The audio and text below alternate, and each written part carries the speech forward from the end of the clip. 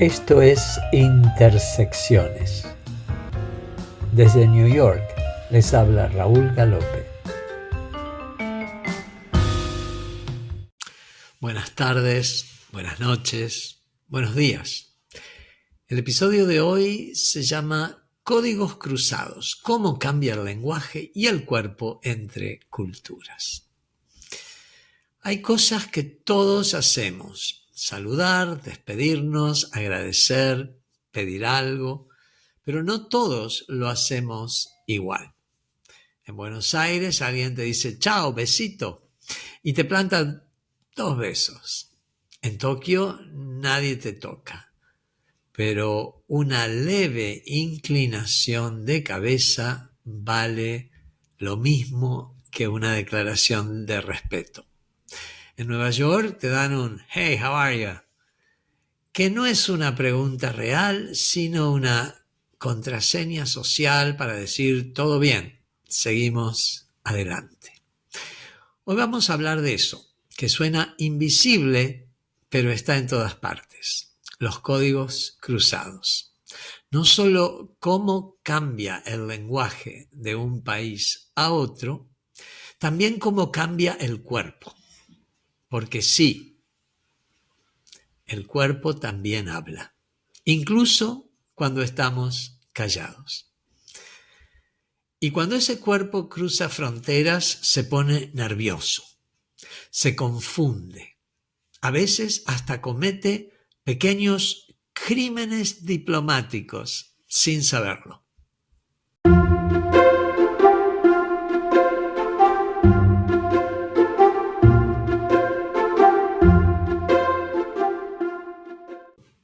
Las palabras no son solo palabras, son mapas mentales. Los alemanes tienen Schadenfreude, el placer de ver fracasar al otro.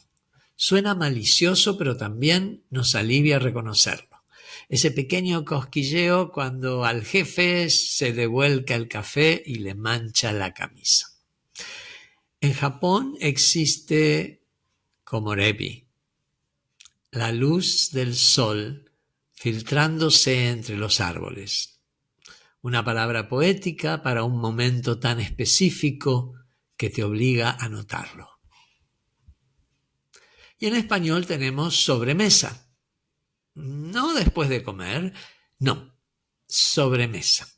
Un espacio-tiempo reservado a la charla, al café, un espacio lento para comenzar a discutir, ¿qué vamos a hacer con nuestras vidas? Lo interesante es que estas palabras no solo describen, obligan a vivir. Si nuestro idioma incluye la palabra sobremesa, probablemente nos quedemos sentados conversando. Si no la tiene, quizás ni se nos ocurra. O la palabra compañero. En español tiene una calidez que va más allá de colleague o friend.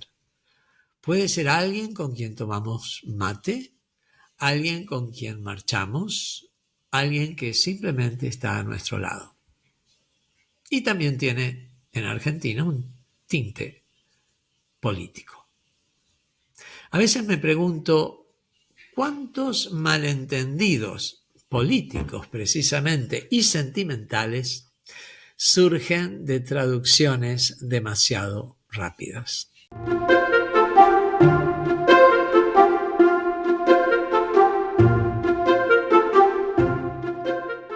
El cuerpo también habla y a veces grita. En Italia, un gesto con los dedos, esa mano en forma de piña, puede significar 1000 cosas. En Argentina, ese mismo gesto significa ¿qué estás diciendo? Y ¿qué estás diciendo? Significa más que la pregunta literal. En India, un leve movimiento lateral de la cabeza puede ser sí o no. Algo en el medio, un quizás, no me comprometo, vamos viendo. Y luego está el apretón de manos. En Estados Unidos, firme, como si fuera un pulso de negocios. En Francia, breve, delicado, casi ceremonial. En algunos países árabes apenas un roce, porque lo importante no es la fuerza, sino el gesto de acercarse.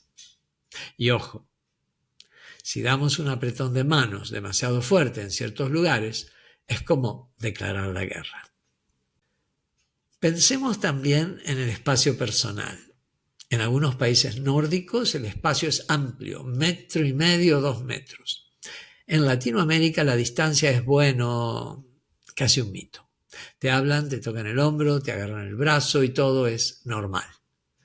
Pero si intentamos ese nivel de contacto en Japón, la persona probablemente dé un paso atrás. Y no porque le caigamos mal, sino porque su código corporal le dice que estamos demasiado cerca. Lo fascinante es que incluso si aprendemos el idioma, el cuerpo sigue delatándonos. Podemos decir arigato perfectamente, pero si nos acercamos demasiado, nuestro acento corporal nos traiciona. Todos tenemos una anécdota. El beso que iba en la mejilla y terminó en los labios, el gesto que en tu país significa ok y en otros es un insulto, por ejemplo en Grecia, en Turquía, en Brasil. El turista que cree que lo están invitando a sentarse, pero en realidad lo están despidiendo. A todos nos ha pasado y todos tenemos una anécdota para contar. Yo recuerdo cuando iba a ir a Estados Unidos por primera vez con una beca Fulbright y tuvimos una especie era un intercambio entre profesores de Argentina y profesores de Estados Unidos. Y en Buenos Aires tuvimos una especie de recepción donde nos conocimos. Y yo notaba que los profesores de Estados Unidos hablaban con nosotros y se acercaban mucho más de lo que nos acercaríamos aquí en Argentina. Y ahí me di cuenta. Es probable que han tenido algún tipo de orientación o algún tipo de información cultural donde les dijeron que en Latinoamérica el espacio personal es mucho más cercano que en Estados Unidos y ellos quisieron seguramente hablarnos con nuestro propio lenguaje corporal. Pero calcularon un poco mal la distancia y estaban demasiado cerca para nuestro gusto. O sea, un malentendido cultural. Y los malentendidos culturales son inevitables. Pero también son una puerta. Nos obligan a preguntar, a observar, a dejar de dar por sentado nuestro propio código. Son, en el fondo, pequeños ejercicios de humildad. Nos recuerdan que lo que creemos universal no lo es tanto y que la risa que viene después del malentendido, cuando todo se aclara, es quizás la mejor traducción que existe.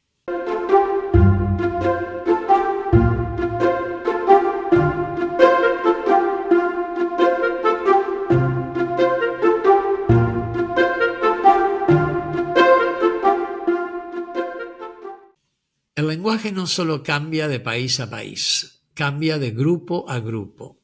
Ciertas palabras que antes eran insultos hoy se usan como bandera. Otras que parecían neutras ahora incomodan. Y los gestos igual. Algunos saludos militares se convirtieron en saludos prohibidos. Algunas palabras en símbolos políticos. Cruzar códigos también es eso, notar que lo que decimos o cómo lo decimos puede tener peso, puede herir, puede unir. Al final, cada idioma, cada gesto es un archivo de la historia que lo creó. Y cuando lo usamos mal, o lo usamos sin saberlo, abrimos ese archivo sin leer las notas al pie. Entonces, ¿qué hacemos? ¿Memorizamos 50 libros de protocolo? No. Lo que queda es algo más simple. Escuchar, mirar, preguntar. Tener la humildad de aceptar que no todo se traduce, que hay gestos que nunca vamos a dominar del todo y que tal vez por eso viajar, conocer, cruzar fronteras es tan necesario. Porque cuando cambiamos de idioma, no solo cambiamos de palabras, cambiamos de cuerpo, cambiamos de ritmo, cambiamos la manera de saludar, de despedirnos, de decir te quiero. Y eso, aunque parezca incómodo, también es liberador. Nos permite, aunque sea por un rato, ser otra persona. Y quién sabe, a lo mejor esa persona que somos en otro idioma nos cae mejor que la que somos en nuestra lengua de cuna. Los códigos cruzados nos confunden, nos incomodan, a veces nos avergüenzan. Pero nos recuerdan algo, que la comunicación no es un paquete cerrado que enviamos al mundo, sino un puente que se construye de los dos lados. Así que la próxima vez que viajen o incluso que hablen con alguien de un barrio distinto, presten atención a esos códigos, a lo que dice la mano, a lo que calla la boca, porque ahí, en ese espacio, está el verdadero lenguaje del mundo. Y quizás, solo quizás, ahí también está la mejor manera de entendernos. Hasta la próxima.